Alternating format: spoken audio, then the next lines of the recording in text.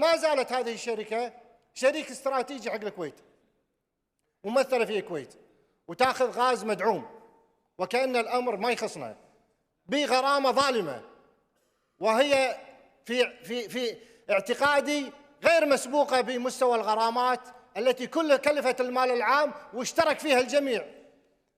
من يوم تقرير هذه الصفقة وموافقة المجلس الأعلى للبترول، ومن ثم إلغائها وبقرار من مجلس الوزراء بدفع تلك الغرامات. ذلك القضية متشعبة، وهناك أطراف كثيرة من الممكن أن تكون مستفيدة من هذه الجريمة.